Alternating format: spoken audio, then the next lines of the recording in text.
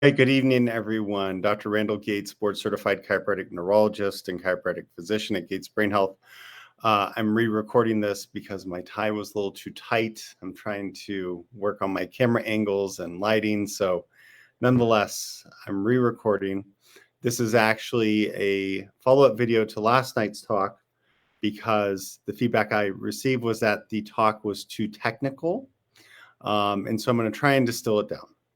Last week, I did a discussion on a study relating brain atrophy in fighters, MMA fighters and boxers, relative to their weight class. And so I went through some details on that. And you can see the title of tonight's talk and last night's talk, Fighters and Footballers' Role of Volumetric MRI, which I'll get to here shortly. This is the article that I referenced last week, again, on fighter weight and brain atrophy. And simply what they found is that the heavier weight class fighters, boxers and MMA, had more atrophy per year than the lightweight fighters. However, the lightweight fighters had more atrophy in their brain, which is shrinkage, based on the number of fights they had. And my observation, I don't know if this is true or not, it seems like the lightweight fighters may fight more often. I don't know if that's true or not, particularly in MMA. And then we have this seminal study on American football players that demonstrated shrinkage or atrophy in areas involved in emotional processing. And they saw signs of neurocognitive dysfunction that they would expect to see in chronic traumatic encephalopathy. Chronic traumatic encephalopathy is the brain condition associated with repetitive head injuries. And going back through the years, probably first described in boxers, but now readily identified in American footballers. And it's a pretty important issue. And what I was trying to say last night is that it might be something that's on the mind of many fighters, many people who are involved in contact sports. In this study, just did this, here's the brain, for example.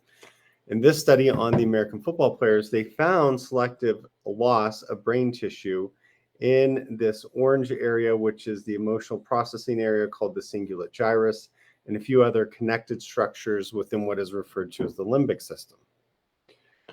Why that's important is because CTE is, at this point, is only a post-mortem diagnosis. It's only a diagnosis made after someone dies.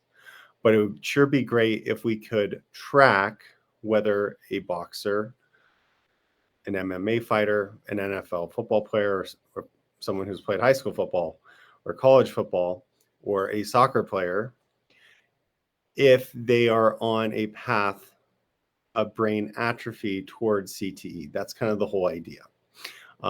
Again, I'm not diagnosing people with CTE because you can't do that in a live human at this point in time, but this is where research is going.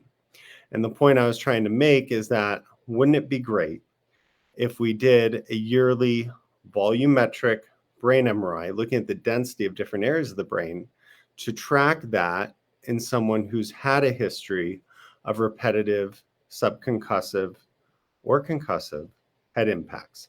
But particularly for this discussion, the subconcussive head impacts seem to be as important as anything, because many people who have developed CTE didn't report a lot of concussions, but they had a lot of subconcussive head impacts, which gets into a whole nother discussion because there seems to be this underreporting issue of concussions also in head sports or in contact sports involving head trauma. So my analogy that I used last night is that if someone has a family history of heart disease, likely they're going to have yearly cholesterol checks. They're going to have echocardiograms periodically. They're going to see the cardiologist. They're going to have EKGs, these yearly biomarker tests. And why I'm scratching my head is we have so much more information now than we had 20 years ago. We have such better neuroimaging modalities than we had 20 years ago. Why are we still using the neuroimaging modalities of 20 years ago and not the contemporary ones that are showing a lot of efficacy in the literature.